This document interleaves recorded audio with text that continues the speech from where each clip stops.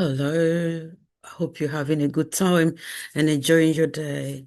This is a story that I actually have followed a little bit in the last few days, and it just kind of break my heart. You just wonder, why should someone do this?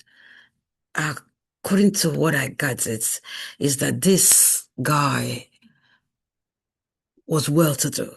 He earns like over 100,000 pounds. This has happened. This is in the UK.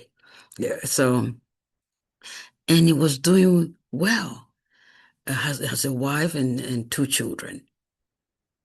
Something happened that led to him taking the wife's life and the two children. And you're wondering what happened? What happened to him? Why did he snap? We will get to that later.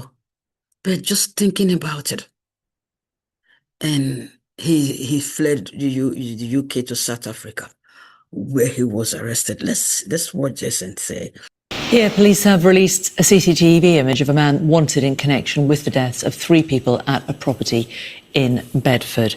It is Ndodna Tusumi, who goes by the name of Mark. He's 45, he's from Bedford, and you can see him here believing to leave the country from Heathrow Airport on a British passport Saturday just gone. He's a British citizen of Zimbabwean heritage, and police have identified, they say formal identification is yet to take place, but the bodies found are believed to be those of his wife, Nothabo Tshuma, who's 42, known as Zandile, and his daughter, Natalie, who was 15, and Nala, who was 5.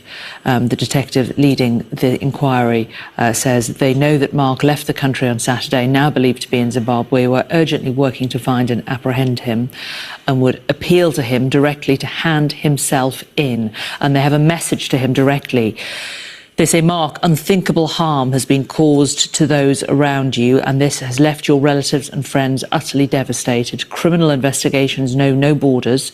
We are actively working with international and national agencies to pursue every available line of inquiry to track you down. Please do the right thing. Come forward and hand yourselves in to the local authorities. And they go on to say that their thoughts are still very much with Zandile, Natalie and Nala. This guy, Ndodana, who was the suspect in the death of his wife and two children, like I said, went to South Africa. He's just so tough. I can't even imagine what he's thinking. What is happening to his mind? And at this point, like, do you mean, he might be asking himself, do you mean I did this to myself? They live in an affluential area. In the UK, I think the home they live is like 1 point something million. They live well. They are in a place where I know that money is not everything. Money doesn't give you happiness and joy or whatever. You could have all the money in the world and still be unhappy in the relationship, but you just wonder what could have happened that they couldn't even settle it. So let's listen to him. This is a section where I would say section because they have found him in South Africa. So let's listen to this report. Through the arresting of Ndodna Tusuma, who was wanted by law enforcement authorities in the UK following the murder of his wife and two children who were found in a home. He was last seen at the London Heathrow Airport through CCTV footage. It was suspected that he flew to Zimbabwe and later on into the country, South Africa as well. It's unclear as to when he would have done this, but police in South Africa, law enforcement, believe that it would have been on the 5th of July. It has taken them just about 45 days to ensure this breakthrough in nabbing him here where we are in Kensington. Now, we understand part of this operation was, of course, the Gauteng organized crime led by Brigadier Hopane and the Interpol, who were, of course, looking for him and investigating this matter, working with other law enforcement authorities.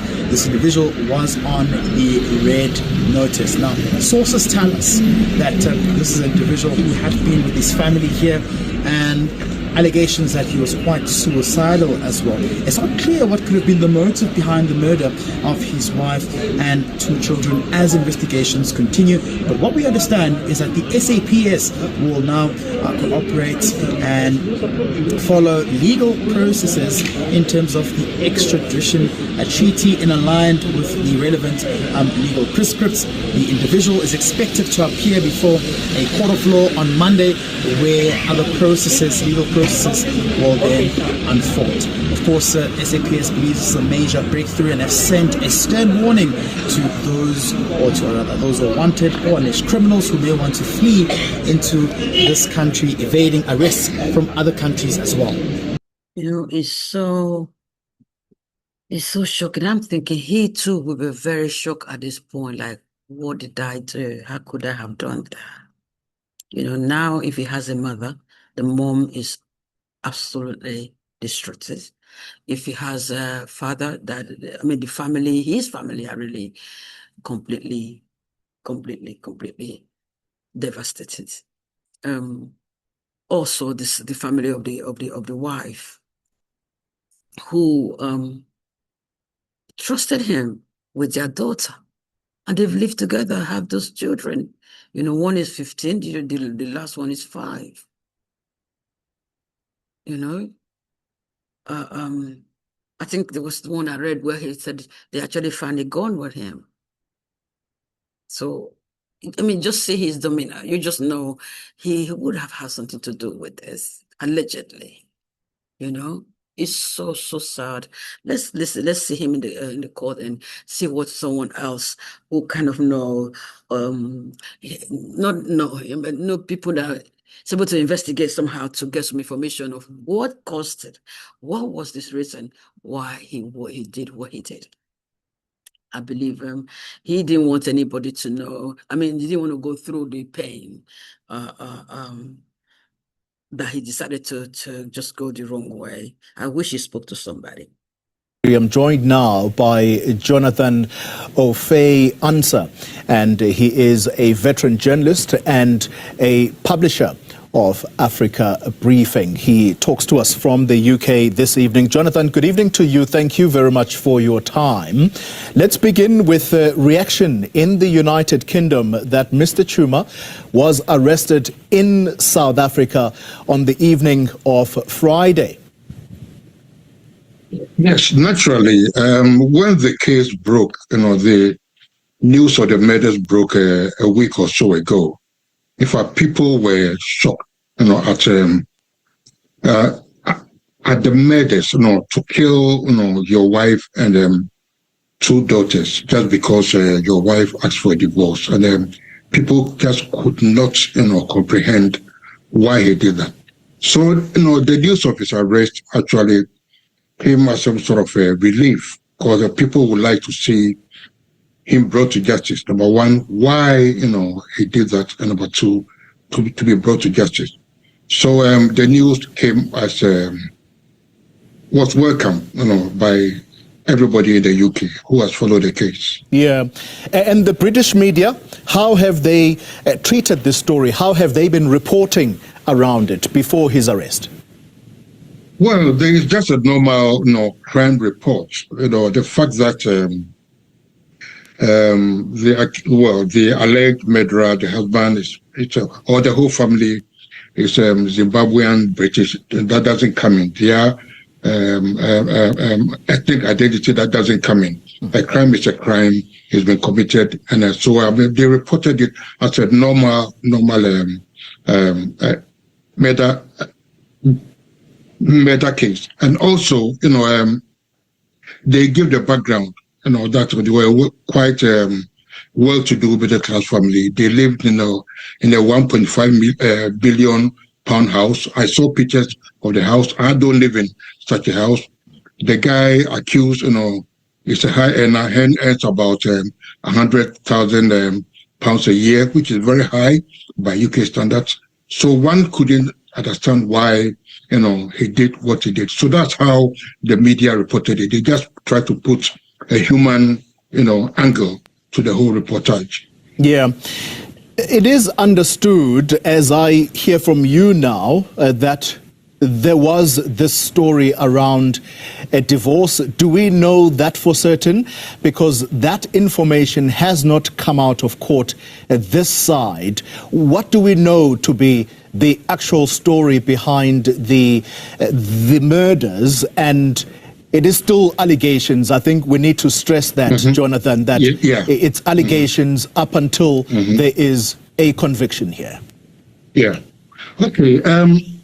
According to close relatives, who live, in the same area, they spoke to the media, and according to media reports of what the close relatives said, the marriage, was on the rocks for a while, and the wife, the deceased wife, asked for a divorce, and the reporting is that the guy could not bear to be parted from his wife. So that's why he allegedly, resorted, to that extreme measure of murdering the wife and the two beautiful daughters. And you talk about the two beautiful daughters. I have been doing some reading of the British press. They've even visited the school where the young children were going, and they've been described as very lovely children. Yes, at times like this, that they say, speak no evil of the dead. So, their good sides will be rather accentuated, in the event of their tragic demise.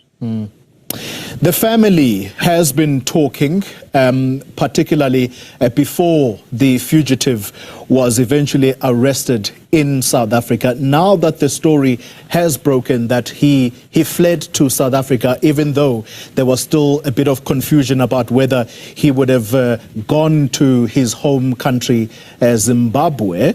But the news that he has been arrested, I would imagine that people want him back in the UK to face justice. Yes, in fact, I was actually surprised to read that he had been arrested in South Africa instead of his home country, Zimbabwe. I was discussing this with my wife, and my wife said, look, the wife was Zimbabwean, so she must have relatives over there in Zimbabwe. So what would be the reaction if they found him in Zimbabwe? And lo and behold, the guy was arrested in South Africa. So I wonder why, or some people wonder why he did not flee to his home country, but rather went to South Africa.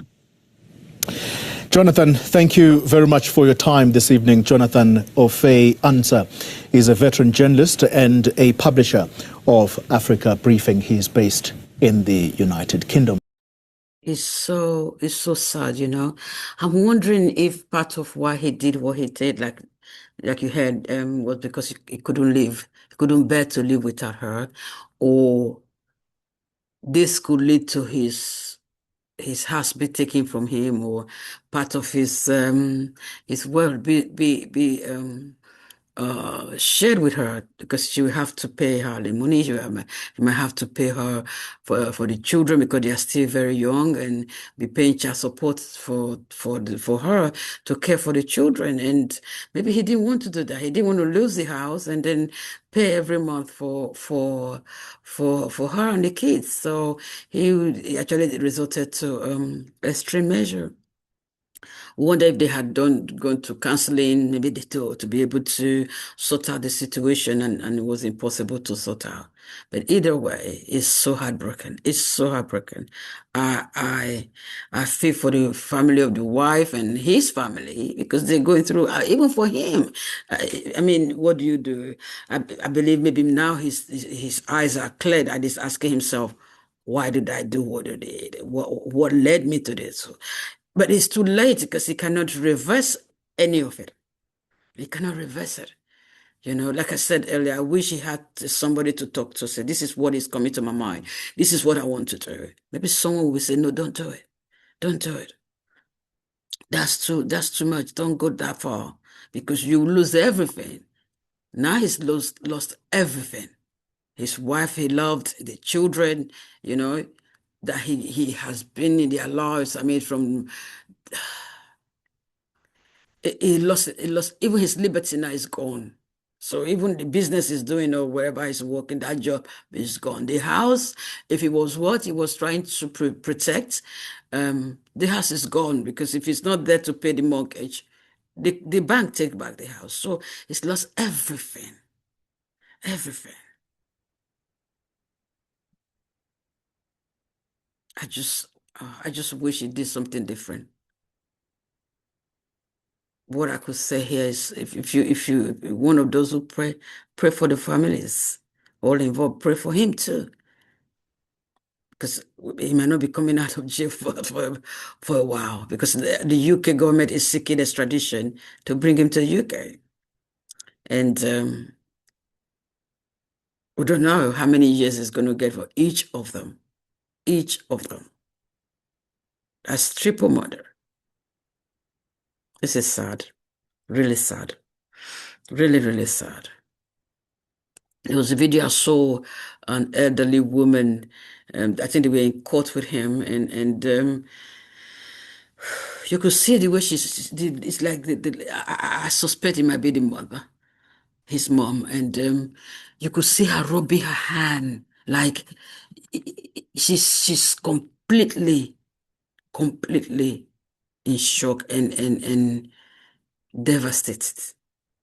We don't know if it was the only son, and I'll bring some updates when I find some, whether it was the only son or the only breadwinner that take care of them. You could just see her rather, just moving her hand, rubbing her hand back and forth.